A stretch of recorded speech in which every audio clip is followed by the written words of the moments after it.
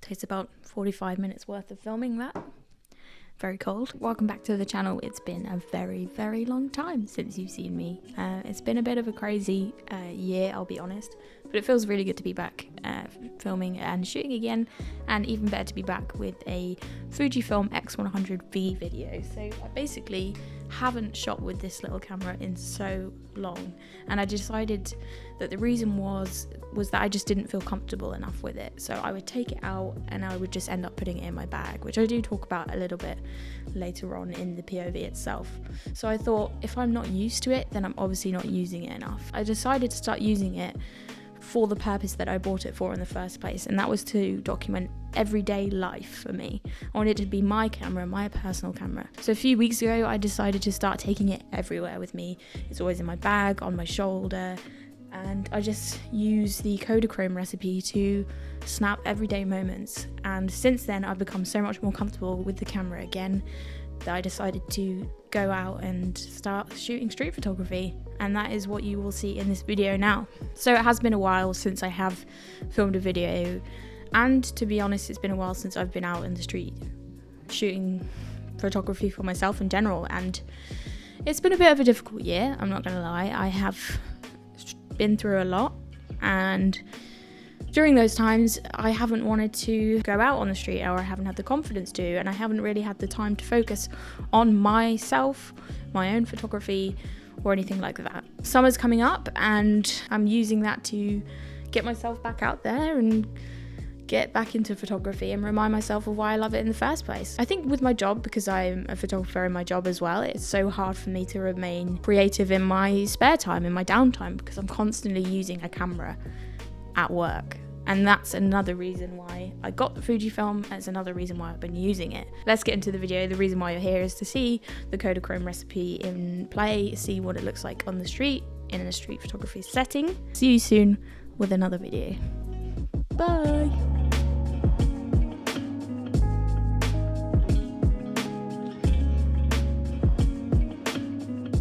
So for this street photography outing, I'm using the Fujifilm x100v. I've been meaning to use the Fuji for a POV for so long, but every time I would take it out with the intention of shooting one, I would end up shooting for about 10 minutes and then put it in my bag. But for this outing I decided to just take the pressure off and just try to have fun with it. I'm shooting JPEG and RAW, manual settings but with autofocus like always with this camera, and using the Kodachrome film simulation. I have it on good authority that this Kodachrome recipe doesn't look a whole lot like the original film stock, but to be honest, I'm not using it to replicate that. I'm using it because I really like the tones and depth that it gives for street photography. It's possibly my favourite film simulation yet on the Fujifilm. So I'm making an effort to use the x100v so much more in my everyday life, using it as my everyday carry, a camera that's just for me and not used for professional work. And Kodachrome is always what I've been using recently. So it kind of felt natural to be using it for this outing, and I think the reason why this session was so successful compared to the others was that I was more used to using the Fuji because I'd been using it more recently. So I really like this shot here, like you can really see what the Kodachrome recipe does to the tones of the sky compared to like the art center building, like just the green tones that it just kind of pulls in. I'm just a really big fan of it.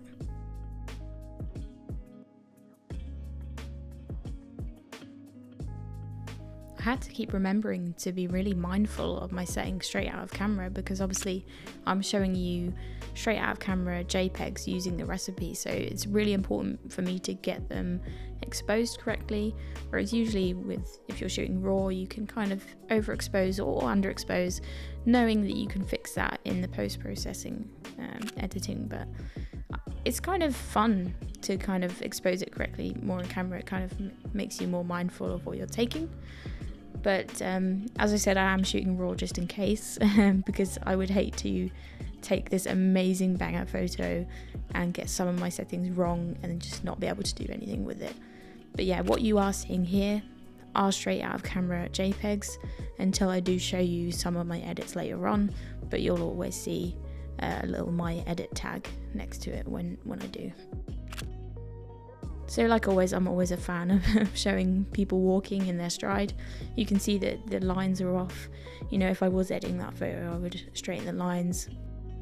But I'm showing you the raw, not raw, the straight out of camera JPEG, just so you can really see the potential of the camera and the JPEG recipe. So this guy, don't worry, I do get him later on, not in a sinister way, that does sound a bit sinister, but he was kind of following the route of St. Benedict Street, kind of dropping off leaflets and flyers, and I wanted to capture him like every time I was near him, but I could never find the right moment until eventually I did, but that's more like near the end of the video. But don't worry, I know that I had so many missed opportunities with him until I don't.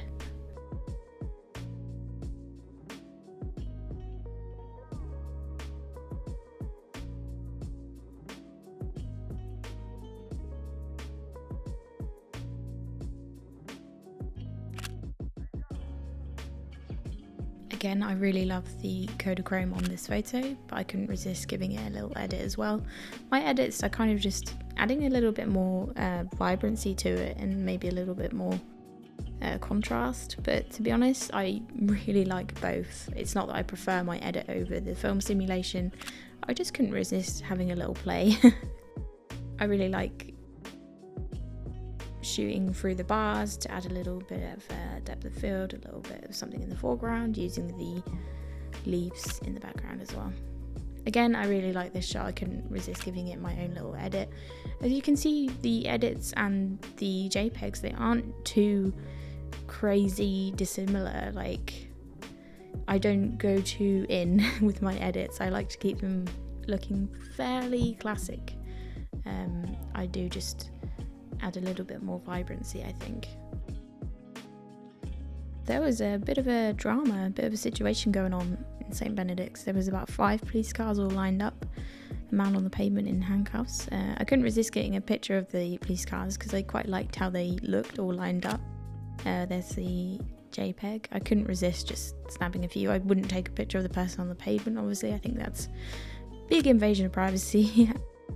But here is my edit on that. You can see I've done a lot of recovering of the highlights in the sky, really brought out those oranges, and yeah, it's quite different.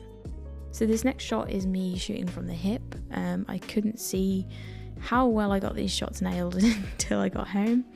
He's quite out of focus, so I didn't nail them too well, but I think they're just in focus enough for me to post them on Instagram, for example.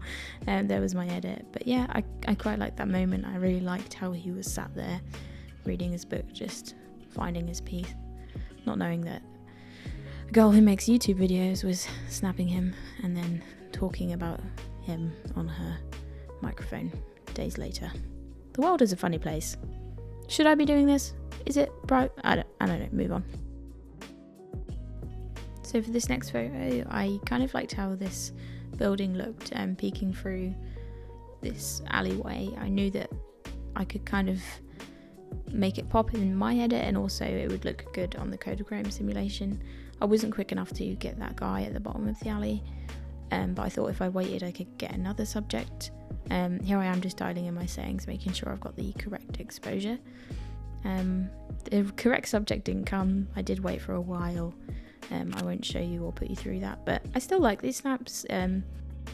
Street photography doesn't necessarily have to have a subject in it for me. I know a lot of people think differently. There's been countless debates on the matter.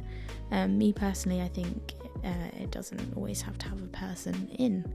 But let me know your thoughts. What is your definition of street photography? Here is one of my favourite shots from the outing. You know me, I love a good colour match, and this happens to be quite a good one. His like dungarees are perfectly matching the street sign above, and I really dig that. There's my edit. Again, I couldn't resist. You can kind of tell the ones that I really like because I edit them. But yeah, a lot of the ones I'm showing you I do really like.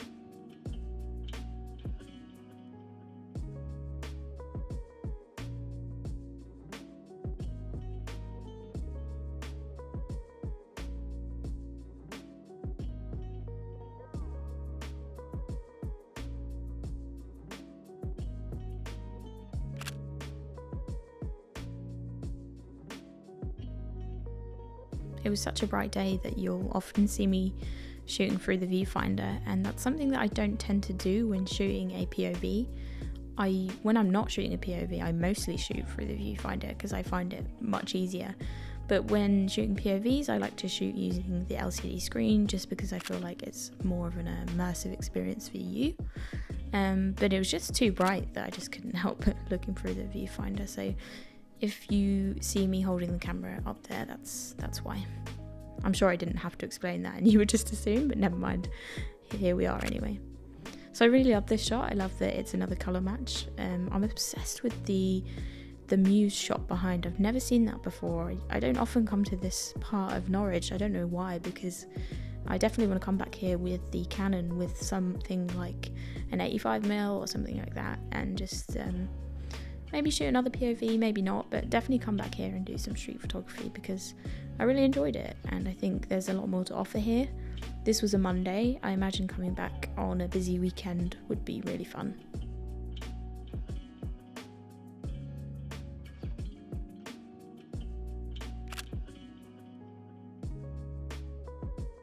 I got a couple snaps of this circular sound shop just because I feel like with the Kodachrome recipe in particular, it just looked really nice and vintage looking. I just think it worked really well with the recipe. I don't know, I just saw it, I liked it, and I shot it, and that's enough. I turned around and saw this man through the window, and I know I had to shoot it. I really love the tones in this, the kind of pastel colours that the white wall was giving me. And then here's my edit. I used a radial filter around the subject to kind of pull them out a little bit more and make it a little bit more vibrant as well. But to be honest, I love the JPEG, the straight out camera as well.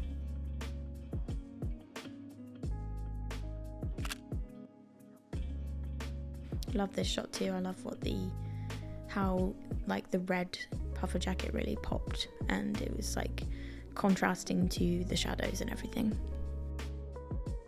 So I was kind of heading back to the car. I was walking down St. Benedict Street, and I knew that this person was sat on this table next to the bike, and they were kind of like had their head down. I think they were looking for something, but I was shooting right from the hip. Didn't see if I got it right. But I really like this. I like that you see the wheel of the bike, the chair, the table, the wine. I can't explain it, but I really like that you can't see their face, and it's just like a middle shot, and the tones and everything. St. Benedict's is like a super beautiful street. There's so many beautiful colours, and so many places like that are in Norwich. Like if you haven't been and you have the means to visit, like 100% visit Norwich, because it is a little bit of a photographer's dream. I decided to just play around with the scaffolding and shadows here. I think I like playing with like building works to try and make them like highlight a subject, or just, I don't know, I just like using building works because they're around so often. It's nice to give them a bit of a use rather than them just like holding up your commute. Again, I really like the Kodachrome, but couldn't resist giving it my edit. Another colour match here, a blue on blue. I'm just obsessed. So here's the moment you've all been waiting for. My guy, I could see him coming along.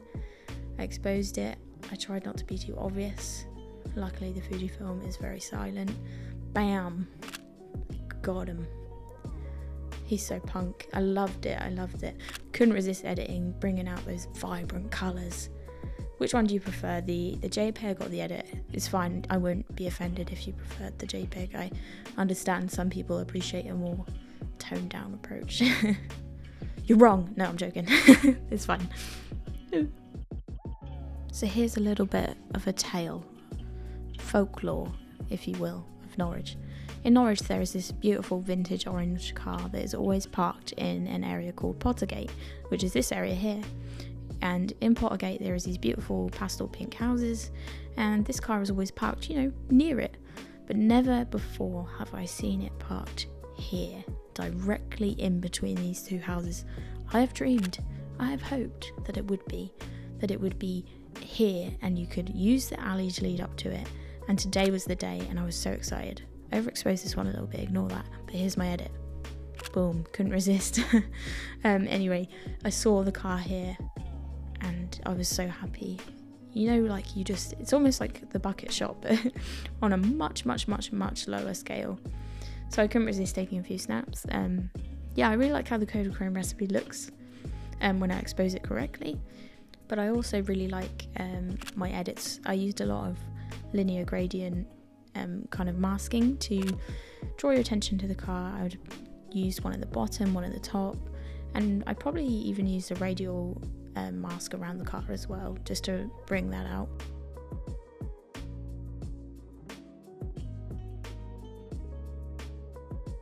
If the owner of the car ever happened to see this by some freak accident, hit me up, because I would love to stage a shoot. We could park it in some really beautiful places around Norwich and I will give you some free photographs, because it's beautiful and it makes a lot of photographers around Norwich happy. So in Pottergate you will find this beautiful house. In the summertime the wisteria comes out and it is just beautiful.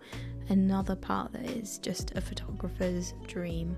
You also have the really bright pink house to the left, so that mixed with the car you can get some really lovely images, and that is what makes this part of Pottergate so popular.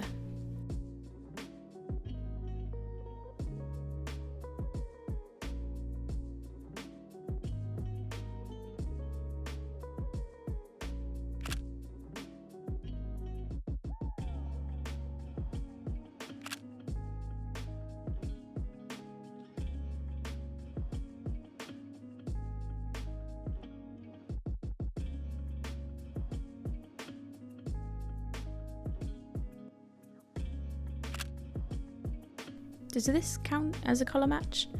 He kind of matches the wall and the dog and everything. I'm gonna count it. It kind of goes. So I'm kind of walking back to the car here. This shot is going to be my last one. I see this building in the distance. The sky looks beautiful. I see the 10 Bells building. I know I want to capture it. I want to get it all in focus. So I know I don't want to be shooting as wide open as I have been. So I changed my aperture settings and take my time and just shoot it. It's not, you know, an amazing shot, but there's something about it that I just really love. But yeah, that is it for this video. Thank you so much for your patience with the channel. It really does mean a lot, and seeing the numbers still go up just makes me so happy. So close to 2,000, which just blows my mind. It doesn't feel like that long ago that we hit 1,000, so genuinely thank you so much. Hopefully we'll be back with a lot more POVs now that the sun is picking itself up. I'm picking myself up and yeah, I'm just excited to get out there. See ya!